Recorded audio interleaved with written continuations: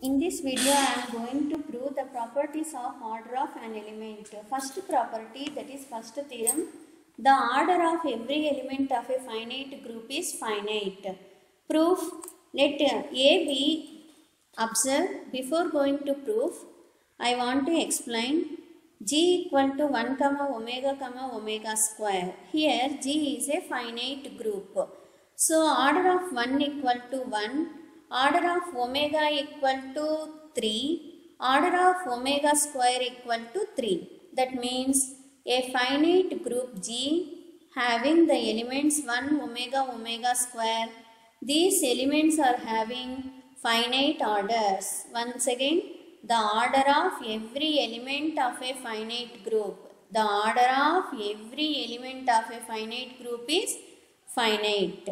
We prove this theorem. Let A be an arbitrary element of a finite group G. So, A belongs to G, E belongs to G. By using closure law, A belongs to G, A belongs to G implies A square belongs to G. A square belongs to G, comma, A belongs to G implies A cubed belongs to G. Similarly, A power R belongs to G. That means multiplication of A R times. And A power S belongs to G. But G contains finite elements. That means these elements are all not distinct. That means some elements are same.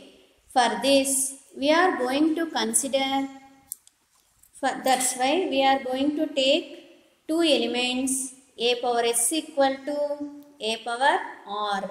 Multiply both sides with A power R whole inverse. A power S into A power R power minus 1. A power R into A power R power minus 1. Here A power S into A power minus R. Here also A power R into A power minus R. Bases equal, add powers.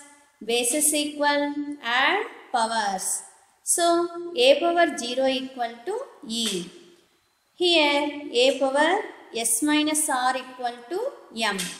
Here I am taking S minus R equal to M. M is a positive quantity. Why M is a positive quantity means S is greater than R. For example, 4 is greater than 2. 4 minus 2. 4 minus 2 equal to 2. 2 is a positive quantity. Similarly, whenever S greater than R, S minus R is a positive quantity. That positive quantity I am going to take as M. Therefore, A power M equal to E. Whenever we get like this step, in this chapter we write order of A is finite and order of A is less than or equal to M. So that means order of A equal to M or order of A less than M. There are two possibilities.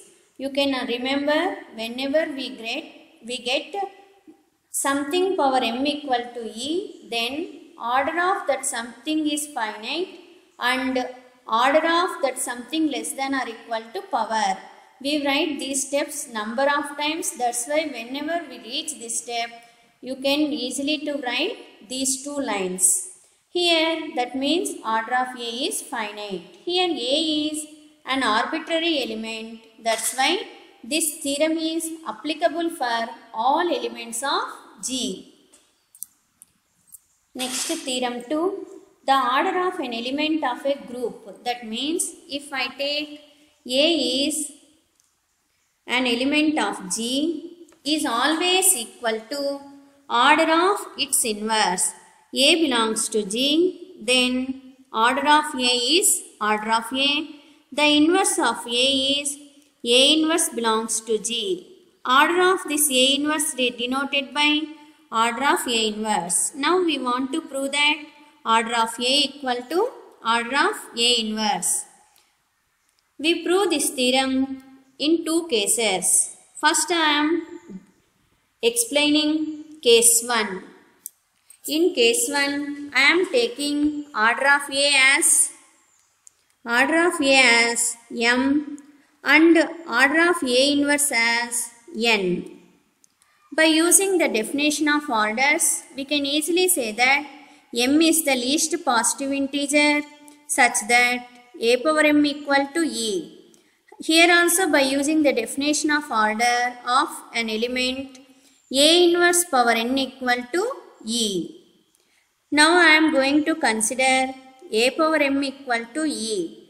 Taking inverse on both sides, A power M whole inverse equal to E power inverse. But we know that E power inverse equal to E.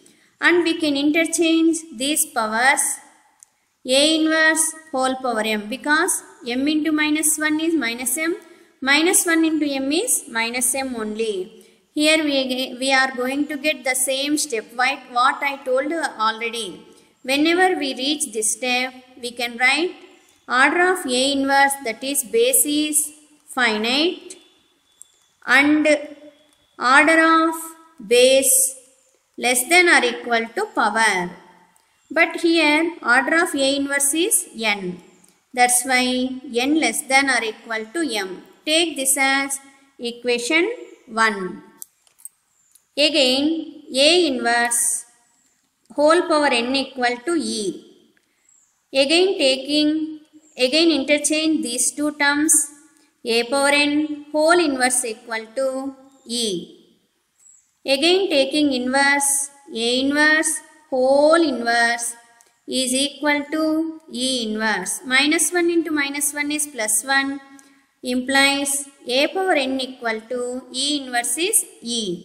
Again we reach this step, that means order of A is finite and order of A less than or equal to N. But we take order of A as M. M less than or equal to N. This is equation 2. What is our equation 1? N less than or equal to M. Second equation is M less than or equal to N. Interchange these two terms. N greater than or equal to M. Observe N less than M, N greater than M. One number less than to another number, the same number greater than to another number. It is not possible. That means always this possibility is not happen, only equal. N equal to M. That means N equal to M means here M is order of A, N is order of A inverse.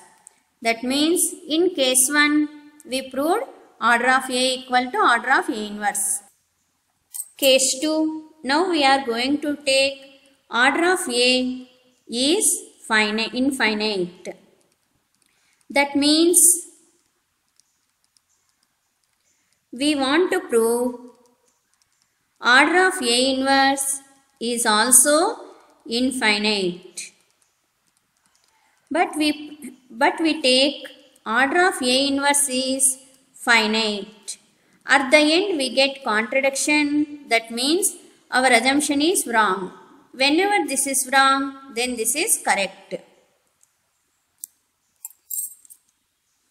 Let, if possible, order of A inverse is finite. That finite quantity is N. By using the definition of order, A inverse power N equal to E.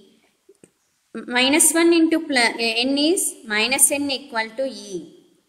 Multiply both sides with A power N. Then here A power bases equal, add powers, identity element into any element equal to any element. N minus 1 is 0. A power 0 equal to A power N.